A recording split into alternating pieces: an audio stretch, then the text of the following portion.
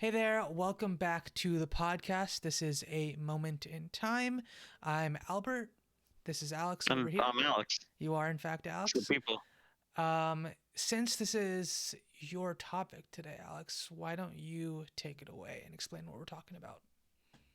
Uh, yeah, okay. So I sent Albert some articles about what's been going on in the tech industry in regards to a lot of people getting laid off and everything.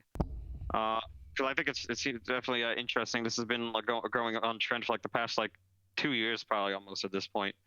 It's just ever since COVID, it's like everybody hired too quickly. Now everybody's getting laid off, Mm-hmm. and in general, it's making it hard to find a job and everything. Um, so I thought it would just be interesting to talk about. So I sent some articles. I sent about Twitch.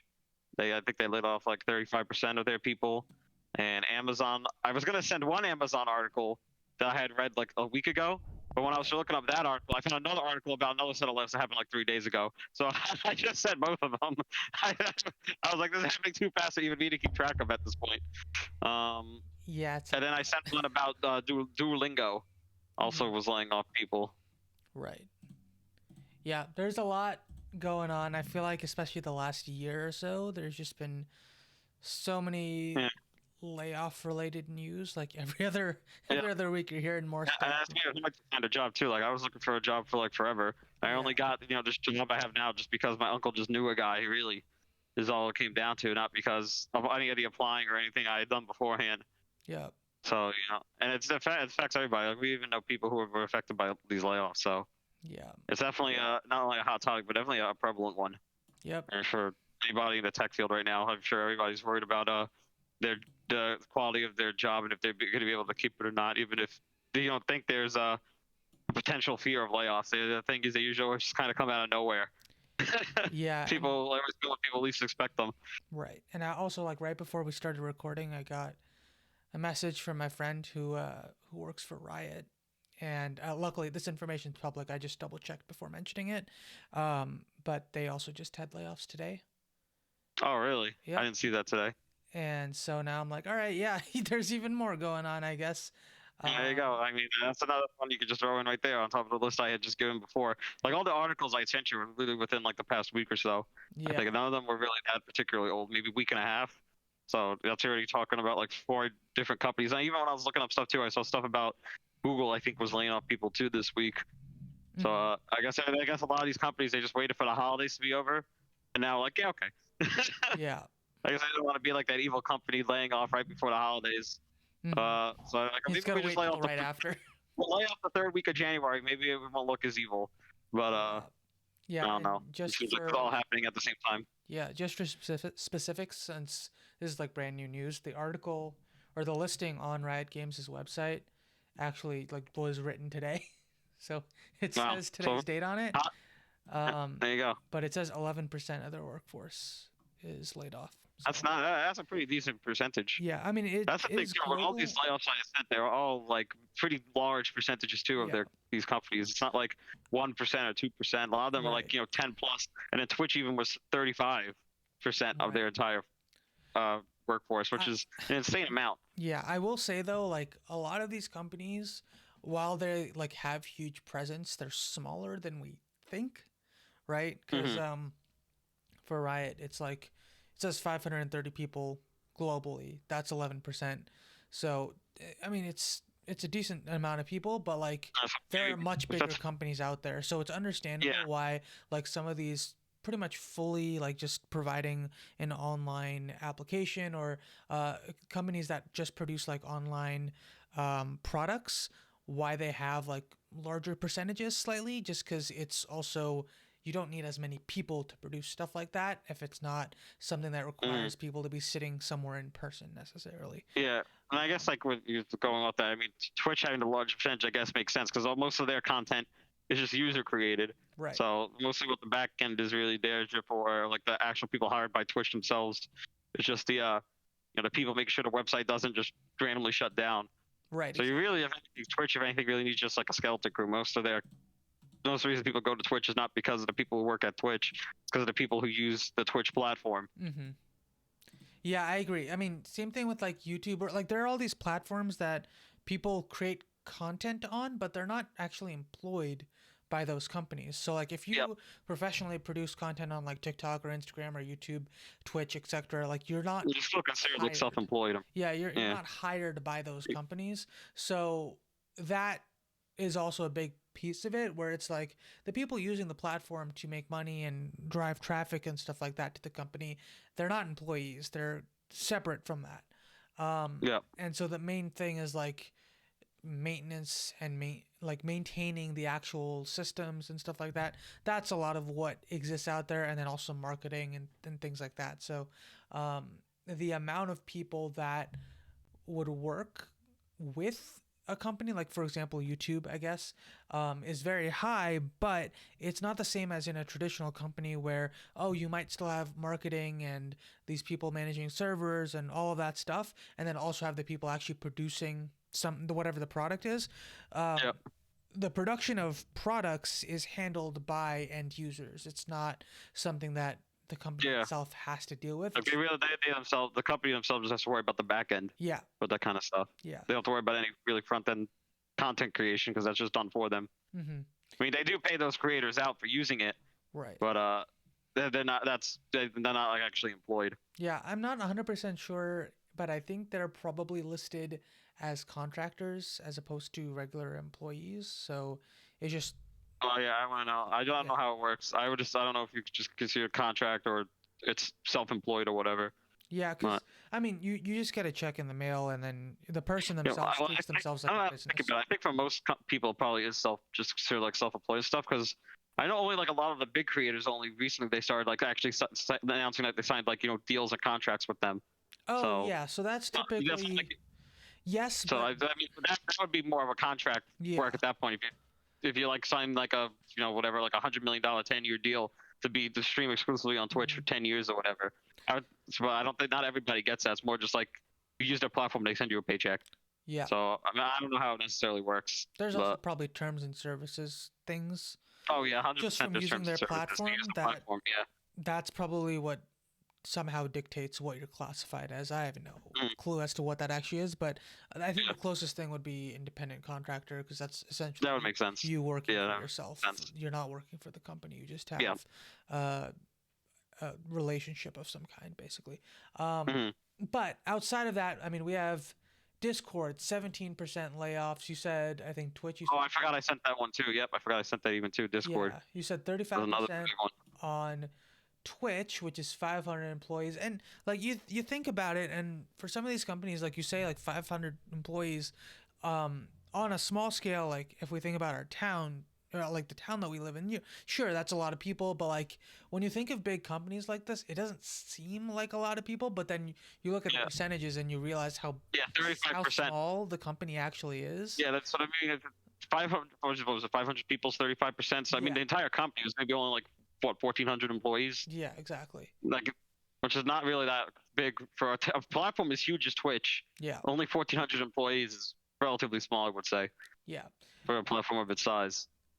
Yeah, it's interesting. And then I also saw like the Duolingo article as well, and we can talk about that specifically if we want to separately. But in terms of like Hmm. the layoffs overall, I think part of it is like us as I during the pandemic, right? A lot of companies grew very heavily because Yep. of the new environment, and I think companies like Discord would be an example of that. Same thing with like Twitch, companies that gained a lot more traction, even like game companies as Yeah. well, because people were at home and needed things to A do. lot more people, a lot more people, a lot of websites were getting a lot more traffic Right. during the pandemic, and they were making more money, and then they hired people on, Mhm. thinking that they'd be able to keep that traffic going. But then once the pandemic ended and people went back to some type of normalcy, the levels of those platforms definitely just kind of dropped back to pre-pandemic levels. So then Yeah. it's like, well, now we definitely overhired.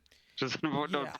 ways did not go the way we expected. They expected people to just stay on those platforms at the rate they were using them, during a pandemic when everybody was at home, which is kind of Hmm. crazy. But I guess when you're a company, you're always trying to be optimistic about that kind of stuff. That you always Yeah. want your numbers to go up. I mean, it also very much felt like things were going to towards a new normal as opposed to like a temporary state, especially Yeah. as things continued to progress past 2020, where Oh, everyone was like, "Oh, well, we're just continuing to stay at home, clearly this is just going to be like a new normal, and this is what we have to get used to and what we can expect moving forward, even as things start to open back up. But I think at least a good part of it is that a lot of people have rejected what they had, like what they were kind of stuck with in a sense, which was Yeah. okay, all your interactions are Zoom, Discord, gaming, Twitch, things like that. Like that's the only way you could hang out and do stuff. And instead, once things started to open back up, a lot of people probably wanted to do stuff in person, go outside, Yeah. things like that. And I think that's clearly also been a huge impact on a lot of companies. So I think that is also part of the conversation here as to what could be impacting or causing this stuff. I don't think that's like 100% of it, but I think that it's definitely at least a factor in all of this. Hmm. Yeah. No. Yeah. Definitely. It's just like we definitely seemed like you said that we were transitioning to a new type of normal where everybody would just be working from home, Mm-hmm. and the day of the office is dead. But now you see more and more companies being like, we want all our workers back in the office at least a couple days a week, Yeah. which in that of itself is like a disguised form of layoff, because obviously if your company is based in New York and you hired people remotely in Florida, Mm-hmm. they're not moving to New York, and that's why like a lot of companies are doing that now. Is it's like a disguise, almost like a disguise kind of layoff, where they're hoping that if you like, oh, return to the office, you're like, I can't do that, and then you quit, so they don't have to give you like any severance or Right. anything. That's kind of like their objective behind doing that, Mm-hmm. is that they're trying to get people to quit instead of having to lay them off. Right. Um, but it also probably, just like you said, though. I mean, while that is definitely part of it, it also does come to the point where it's just like people want face to face connection at least a couple days a week in, even if work from home has proven to be more productive. I'm sure a lot of these companies are like, I want eyes on you at all times, Yeah. even though that proves to relatively. Even I though I don't think they think did studies people that are they more proved that would be productive a at home. detriment. I don't think I people think they are. did. I'm pretty sure they did a study that they said that people were actually being more productive at home than. I think I'm it pretty sure was. that was like this was like during like COVID. So I I saw think this that was study, I probably think, a couple because of years ago. people weren't finishing work each day. It was just hours kept extending because everyone was just always home. So I don't think that that was actually like, oh, we're spending our 8 hours more productively. It was no, we're actually just always next to our computer for like 14 hours a day. And so if I have to do something, I will just get it done.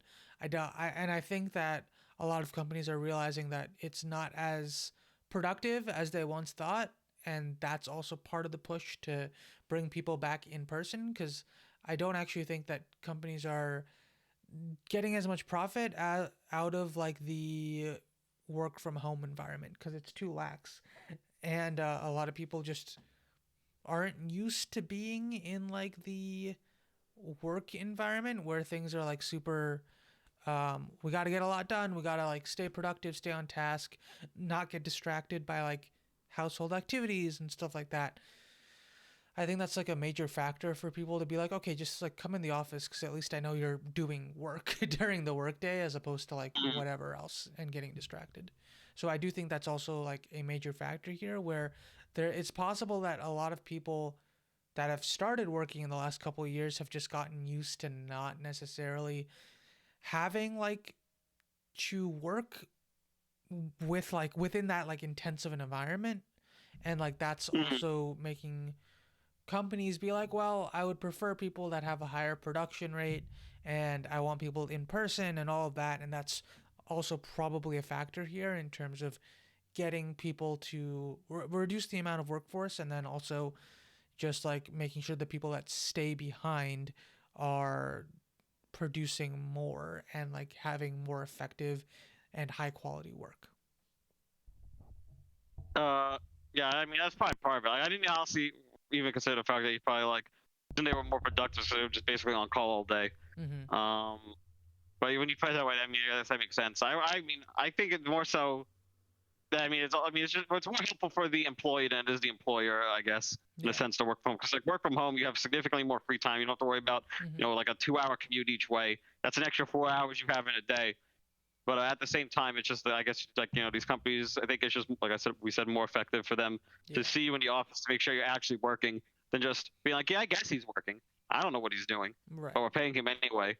So I can see it from the company side, but at the same time, it's just that it's, I feel like work-life balance is something that's pretty important, and having to do, they say, they tell you like it's the 8 hour, 8 hour, 8 hour split, Mm-hmm. right? 8 hours of work, 8 hours of sleep, 8 hours of free time. Yeah. But when you factor in, a 2 hour commute each way, all of a sudden it's, like 12 hours of work and 4 hours of free time. Mm-hmm. So it really affects, people's like psyche. I would say, like, if you have like having like such little time to yourself every day, most of the week.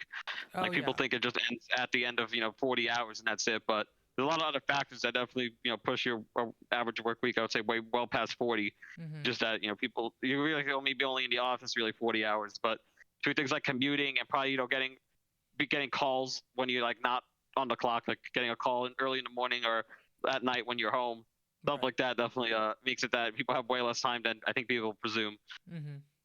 Yeah, I do agree with that. I mean, I remember like growing up, the Metro North, right, which is how a lot of Yeah. people get to Grand Central for work. That goes all the way to Connecticut. So there are people in like the first two cars that are coming in from Connecticut that just sit there in the train.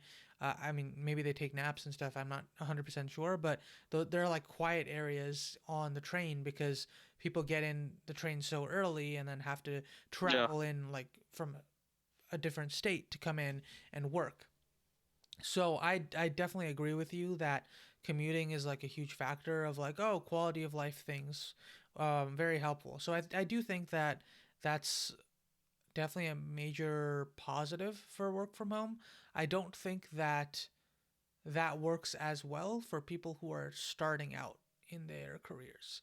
I think it's That's like, fair. because I don't think we learn as much and I don't think we get as much out of work if we are not in the office. Because I've done both now, right? So Yep. even at the job that I'm currently at, I started fully remote and it's like night and day comparatively. I mean, and I don't want to keep going on this tangent because it's not necessarily directly Yeah. about um, layoffs and stuff like that, but I will say like the amount of positives that I've seen compared to pre-working in office and then working in office, it's like night and day. It's a completely different job and I'm Mm. like so much happier with it when compared to. Yeah, I'm sure the social aspect is a lot Yes. towards that, being locked in your all day and then being like, okay, I'm done now, and then not knowing who you're working with because you don't really see them, and just logging off for the day, and then you where you work is also where you live, which is like a big Right. no go when it comes to that kind of stuff. Yeah. So yeah, but anyway, we're kind of that Yeah. was a tangent. Yeah. I will say though, a big aspect of this is the question of how this is impacting like individuals, right? Yes. And I think the biggest thing is look, it's harder to get a job now than it was a few years ago, of course. Yeah, like I Um, have been saying, since my job search, like, a year and a half ago, whatever. If right, the companies are laying off, they're not hiring. right, You know? yeah, and I Makes think it hard for anybody, especially when all these layoffs are happening at the same time. yeah, Makes it hard. There's just a lot of, skilled and educated people in the market, but hmm nowhere near enough jobs for those people.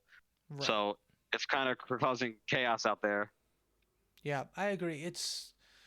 That's like the biggest thing. I mean, a few years ago, it was like individuals had a lot more say and a lot more power because like it just Yep. at the time because like there was such There a were so many worker open shortage. jobs. Yeah, because like people were choosing to just stay home, get stimulus checks and stuff like that. It was easier because you would get sometimes more or basically the same amount. And so there was a lot of jobs that were just not getting filled because people didn't see the value of going out there. So the workers that were looking for jobs a couple years ago had a lot more power to like negotiate Yeah. higher Now it's salaries kind and of like stuff like that. you just have to take what you can get Yeah, at this. yeah. Good. And right now it's kind of like, well, you have to be open to a lot more. And I mean, the biggest thing, I was only fortunate because I was willing to leave, right? That was the biggest thing. Yeah. I was like, I will go anywhere. I need to be able to have an interesting job and be able to like learn. And I was open to the opportunity to move away.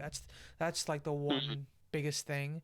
So I think the hardest part right now is trying to figure out how to manage existing responsibilities with like finding a job in your current area and stuff like that. And then similarly, like Yeah. people might have to look to companies that they might not have previously looked at and try to, Yeah, I um, mean, like that's like how I was. I've studied game design, but here I am working for healthcare tech, which right, is not what I exactly. expected to do at all. Yeah, So it's yeah. just I just had to take what I could get at this point. Hmm. I needed a job, so I just took the first opportunity that came up, even though it was not, my first choice in terms of field. Hmm. But at least it's still something I could, put my degree towards and make it feel like the education was actually worth it. Because there was definitely a point there where I was feeling like, was me going through all this school even worth it if I can't get a job? Hmm. Part of my mind, I was definitely getting to that at that point. But I was like, now at least I'm just, even though it's like I said, not my first choice of field. At least I'm in a job where I feel like my education actually, helped with something, Hmm. helped me achieve something outside of just schoolwork. So Yeah. that's one positive to everything. Yeah, and I will say like the biggest thing for our age is just gaining experience of any kind. A Like hundred percent. that'll Yeah. help us so much more. And so I think that's the biggest thing. It's like right now because of this shortages of like open positions and the increase in competition is just trying to find any opportunity you can is becoming a lot more important. And maybe in a couple years each of us will all be in like a slightly better position to Yeah. find opportunities that we're more in line with. But right now, it's like you want to learn as much as you can, create a foundation, and also just continue to explore different industries and different areas to see how you can expand your depth of knowledge Mhm. about different things. And because it might also be like the two of us might see um, a new career path that we didn't necessarily see before and be like, Yeah. oh, that's really cool, I want to dig deeper into that. So in my brain right now, it's like as long as I can find opportunities to learn new things and really be excited about that stuff, that's Mhm. the biggest thing. That being said, it's also really hard when you're not currently in a job, you don't currently have a job, and you're looking and you're like, oh shoot, like all these companies are now laying off. How do I find something, right? How do I get my foot in the door? That Yeah. was the problem I was having for forever. It was like I'm applying to all these companies entry level, but it's just everybody's laying off. There's so few positions open. Mm-hmm. Who I just need someone. You need someone to just give you that opportunity to get your foot in the door, especially like you said at our position where we're just starting out on our careers. It's like Yeah. that's like the hardest thing is getting that first foot in the door because then once you have job experience and you have some that work life experience, office experience, whatever, makes you more lucrative towards employers because the hardest thing is that they don't want to spend the money to train you. They Right. just want you to be able to come in and do the job. They don't Yeah. want to give you the time. They don't want to spend the time and money getting somebody caught up to speed. They want to hire what's someone who ready. The second they hire them, they'll know exactly what to do, Mm-hmm. which is not a lot, like I said, not a lot of companies are willing to do that, putting that time and effort. So just getting that first foot in the door is definitely the hardest part. Yeah, and also like the biggest thing right now is like even entry level positions are like, oh, we want like 10 years experience, and you're like, Yeah, a hundred where, percent. That's what I where was. was that gonna come from? I don't understand. Yeah, So yeah. They were like, we want like 3 years of work experience, or and then they put the or education equivalent. yeah, Like, what does that mean? How does an education equivalent to work experience at all? I don't yeah, think it really does. yeah. I think It that you're just making it stuff up to doesn't. make it sound like an entry level position when it's really not. Um, Yeah, it's weird because like they'll say that, and then like I understand they're like, oh, we want entry level like students and everything like that, but it's more appealing to them or companies in general to have someone that already has exposure to the tool sets and yeah, stuff like that. And exactly. so then it's like, well, there are like a bajillion different tool sets out there to potentially delve into. And when you're just like sitting there, like, I don't know what to look at. And then you start looking at everything and you're like, okay, well, I have like 10 different doors in front of me and I'm like kind of peering into every single one and I'm like I don't really know what I'm doing. And so Yeah, it's very hard right now to like push forward and just like cuz specializing in an area isn't necessarily the right way to go about it because well what if you can't find anything in that particular industry. yeah. So it's I definitely empathize with the difficulties in this area right now cuz um it's insanely difficult right now. So It is. Yeah, I mean, I don't know. It's like it was 18. Like I said, like I've been saying this whole time. I was on that jobs hunt for 18 months, and then even right. then, I only got the job I have now, not because it was a job I applied to, just Mhm. because my uncle was like, I know somebody who works in tech. Would you be interested in a job? And I was like, I'll take whatever I could get at this point after 18 months of searching, nothing proving fruitful. Right. So that's how even a lot of my other friends who also graduated around the same time. Both did computer science, did the same thing. They only got the job they have now because they got recommended from like a family member Mhm. or a friend of a family member. Mhm. A lot of the jobs are just the only coming, not really coming from online application or whatever at this point. Right. So they have to like know somebody to get in, at least for entry level. Feels like. Yeah, I agree. It's not the best time, but I mean, I think the biggest thing right now is, I guess, just trying to expand your tool sets as much as you can and see.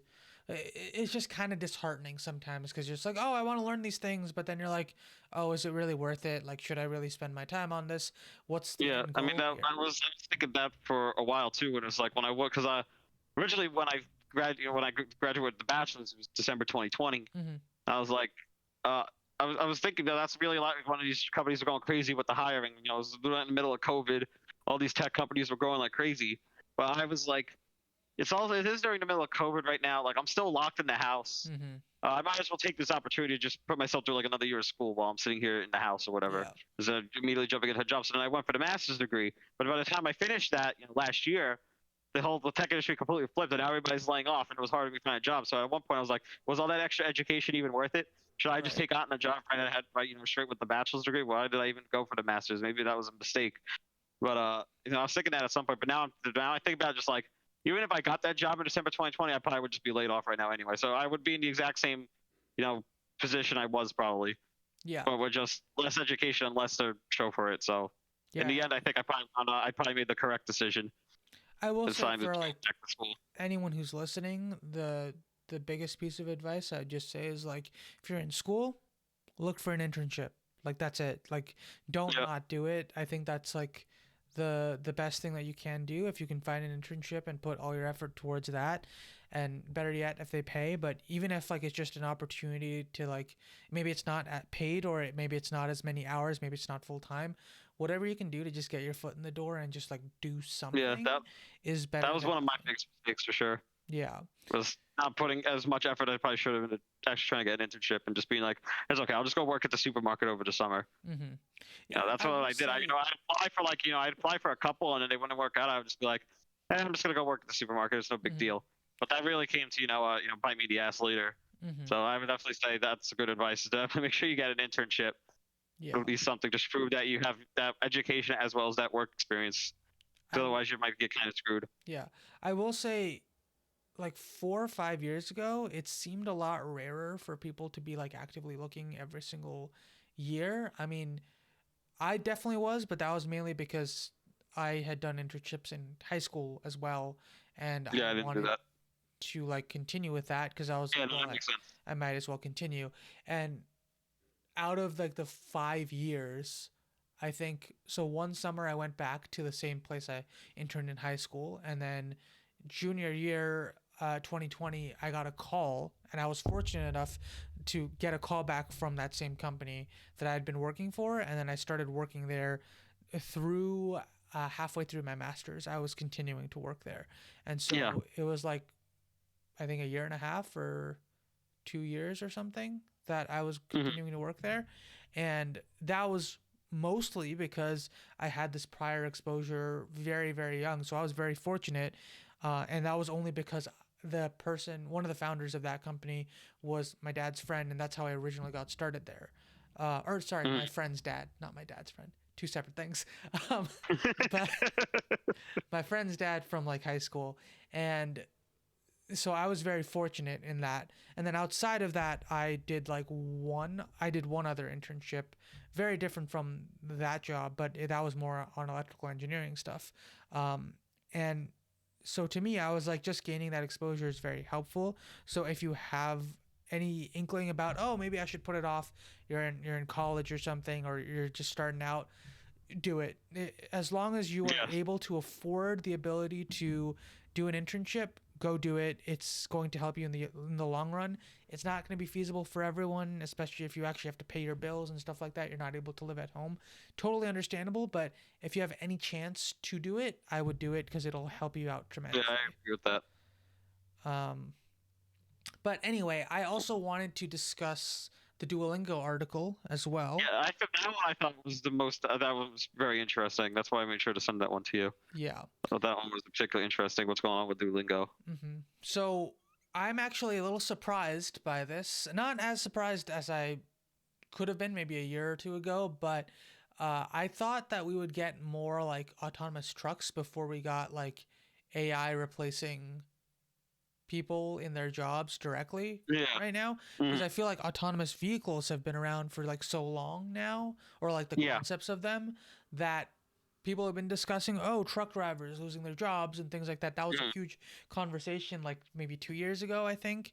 And so now to see this where I'm like, oh, this was Yeah. not even something I would have been directly thinking Thinking about. about a year ago. Yeah. You wouldn't even think about it a year ago. Yeah, so this is very interesting because it's telling me Yeah. like, okay, we're starting to shift more towards replacement of, let's say, memory based jobs or like knowledge based jobs as opposed to like creative based jobs maybe. Mhm. And I think that, And to provide context for the oh listeners yes, go before we ahead. go too far off, Yeah. is that the article was about how Discord they laid off. I think it was like 10% of their contract workers. I believe it was Duolingo, you 10%. mean? Yeah. Oh, did I say not that? What did I not You say? said you Duolingo. I said meant to say Discord again. the other one with the D, Duolingo. Yeah, I think they laid off like 10% of their contract workers that they were hiring to come up with courses for certain languages. Like they interviewed one guy in there who was English or Russian and stuff like that. Like they were these contract workers that would write the sentences that you get on Duolingo to practice or whatever, actually come up with the lessons. Yeah. But they laid off 10% of them, and they said that they're replacing those people instead of them writing the lessons. They're gonna have Chat GPT and AI write the lessons, and then just have the remaining contract workers just correct the sentences that the AI has written, make sure that they're correct and up to Duolingo standards. But that's the context. I mean, I just wanted to get that out of the way before we went on the tangent about the article. Yeah, and So I listeners will will. say at the moment they said that they are not doing fully AI generated sentences yet. So that hasn't happened yet, but I mean it's probably down the pipeline at some I point. mean, I mean, if it's not what they're doing, why would you lay off 10% of people? Yeah. I mean What else is the AI doing? yeah, I assume because I don't know if you've used Duolingo before, but they do a lot of like Years phrasing ago, and but like just like letters and stuff like that. I've only really ever done like some basic elements on Duolingo, and I never really got too far in it. But yeah, so I think this is gonna definitely be a trend on jobs that are yeah, based around specific knowledge. So things relating to like language, for example, where it's like, oh, these are facts, and how can we teach other people this knowledge about this language? Or how can we teach people about this topic and stuff like that? That might be those might be areas that AI is going to become more prevalent in and start taking over more. yeah. Um, you can even see it in probably content like that you see on shorts, where people make videos that are like AI generated based off of text about ancient history and stuff like that. I don't know if you've seen any of those, but I've seen like videos where it's just like, oh, do you know about this story about this Greek god or something like that? And And it's it's just like, AI generated. I yeah, haven't seen it's that. like fully AI generated.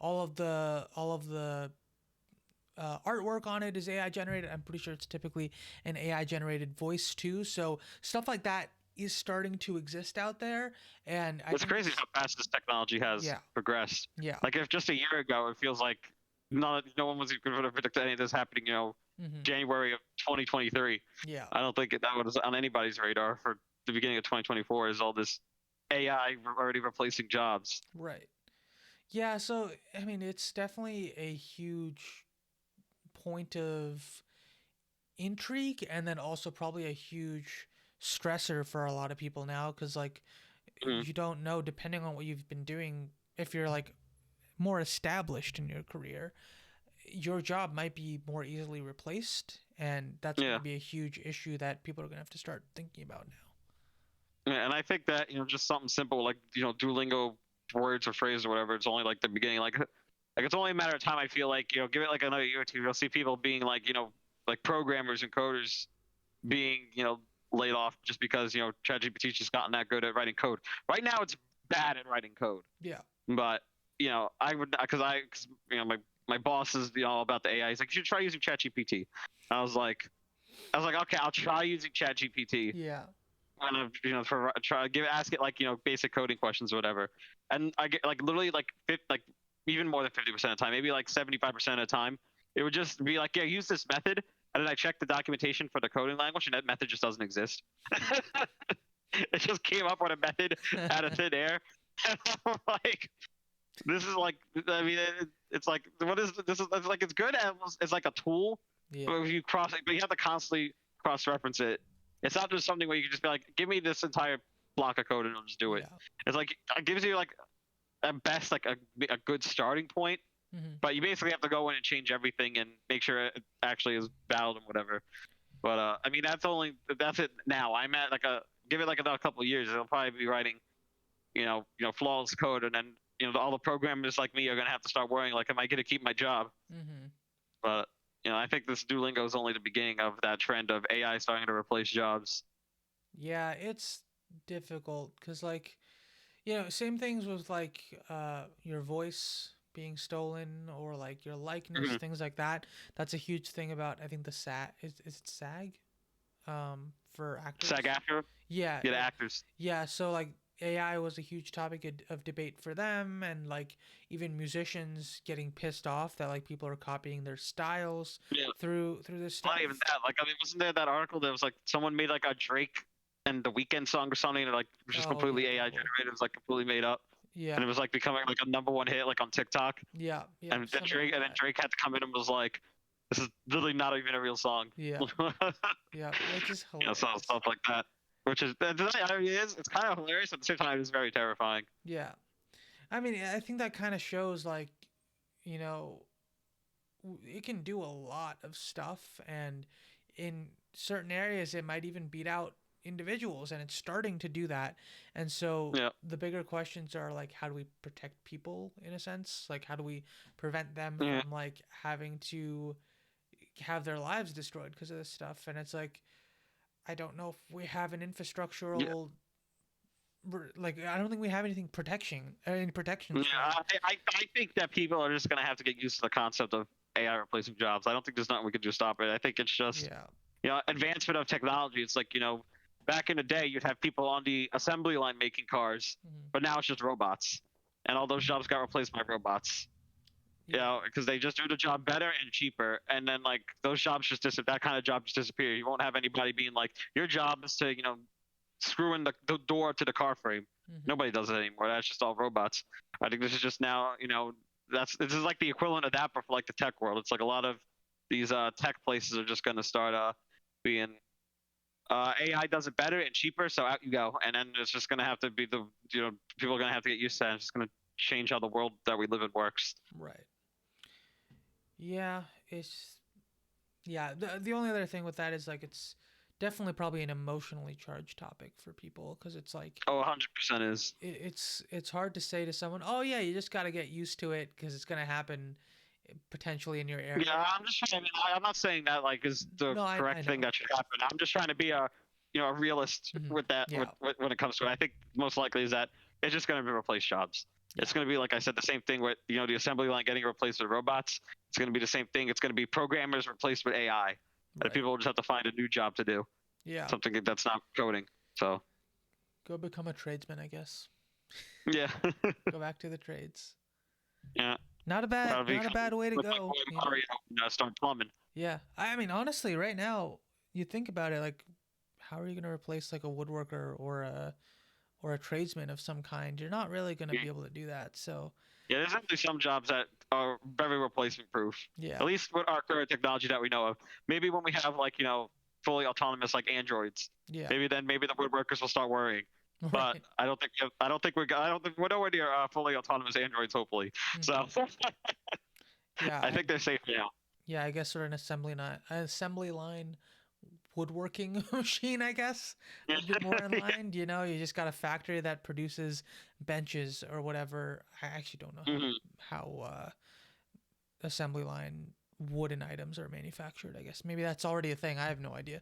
But like you think I about don't know. woodworkers or like plumbers or electricians and things like that, and you're like, oh well, these things aren't really replaceable right now. So No. I think those are kind of protected. But for those of us that have already chosen a career path, it's like, Yeah. well, are we gonna change things around right now? I don't know. Yeah. That is something to kind of keep in mind, where it's like maybe you do also have to want to start developing other skills just in case, add Mhm. versatility, and like kind of add a bit Being of, able to change jobs if needed. yeah. I don't feel like saying that in like such a pessimistic manner, but like it is something to keep in mind, where it's like you want to be able to be prepared, or like be able to protect yourself in a way that, if you really do somehow end up in a pinch, getting blindsided somehow, you have some way to like keep moving forward, right? um, Yep. and yeah, I think that's like more, very much on the more pessimistic side. I think a lot of people, just because you've been laid off, it doesn't necessarily mean you're going to be struggling forever or for like long periods of time. You might, maybe you'll have to rely on family and stuff like that, but you might have enough under your belt that you are able to get another opportunity quite quickly, stuff like that. It just kind of depends on the individual person. But Depends on. personally, Yeah, like, 100%. I think for me personally, I'm like, oh, maybe it's more important to like learn more about video editing and content creation and stuff like that. Maybe that's something that They individuals have something to fall should. back on if anything Yeah, goes awry. yeah. And so I'm starting to think about that too, where I'm like, oh, maybe it is kind of important to start just learning other skill sets that may be adjacent, not necessarily directly tied to what you're Yep. doing, just so you have more versatility. Flexibility. Yeah, yeah, under your tool belt. Um, I don't know what I just said. Two bit. Yeah, two bit. um, but yeah, I just think it's an important conversation to have, especially if you're like someone that's sitting in the tech industry right now. It's like this is very, very clearly something that's at the top of mind, and companies are going to look for ways to get cheaper products. That's just Yeah. the nature of capitalism. It's not an Yeah. evil thing. It's just it has adverse effects on us as individuals, because companies, Hmm. at the end of the day, want to turn a profit. I don't think that's evil. I think that's just the way that the world works. And I don't really blame a company for that, because that's what its purpose is. Hmm. um, but at the end of the day, like, us as individuals, I guess, just need to do what we can to put ourselves in the best situation. Yeah. Pretty. Yeah. Pretty much. I would agree with that statement. Yeah.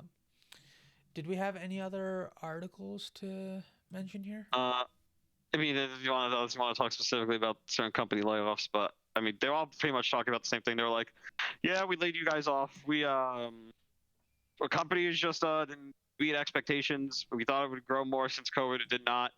Goodbye. Good luck. Right. It's pretty much like every article was saying. Like Amazon, Discord. Maybe the Duolingo was a separate issue. That was about the app. But literally, like every other company that I had sent you, they pretty much all said the same thing. Was like, we really grew a lot during 2020, 2021, Yeah. thinking that we'd be able to keep this push going, Mm-hmm. but it just wasn't. Not That's not how it feasible. went. We just not how it was going to go. So if we want to keep this company alive, we have to do what we must and lay you off. Yeah.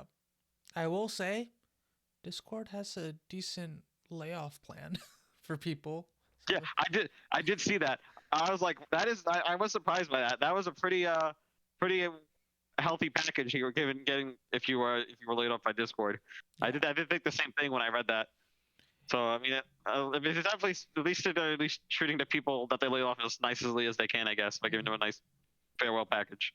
I will say But that's probably also because they're a thousand people company, because it was 17%, 117 or 170 people across the various departments. So if you're at 1,000 people, you're still a smaller size company. So maybe you're able you to can be a bit afford to more do that. generous. Yeah. So that's a little bit more understandable. But yeah, so I feel good about that one, because I'm like, okay, at least you have a decent buffer. You can like stay on your feet for a while. So like I will say, shout out to Discord for that, because Yeah, that's that was really very nice good. to Discord. Shout out to them for sure Yeah. for that one. But I mean, Making the that's, best of a bad situation. yeah. I mean, that's harder to do the bigger your company gets. But again, I mean, not a lot of these companies are like laying off that many more people. I think the highest one was like 500 or something like that. Yeah, Um, but Twitch is like 35%. yeah. And so I'm like, okay, cool. What are your packages here for people essentially? Yeah. Like what are you providing them? That's definitely something I would be interested in comparing just to see what it's like depending on the Hmm. company. But yeah. I think that's pretty much it on my end. If you have nothing else, Yeah, I feel like that was a good conversation. I feel like we covered, all the whole general gist of the situation, yeah, as well as definitely. giving some people advice. Mhm. Which if we helped at least one person today, it'll make this whole conversation worth it. Exactly. But yeah, yeah, thank you guys for watching. I hope you guys enjoyed. And let us know your thoughts on the layoffs that are happening here in tech. I mean, they might also extend outside of tech, just generally speaking, because, Yeah, it's just that um, I live in a tech bubble, so I yeah, always see the tech stuff. I haven't really paid much attention to other fields, but I'm sure it's probably happening right, in some other exactly. field somewhere. But yeah, let us know if you have any like stories or things that you want to share. Let us know in the comments. That'd be awesome to hear. Feed Maybe the algorithm. yeah, help us with the algorithm, and we will see you next time. Bye. Yeah, bye.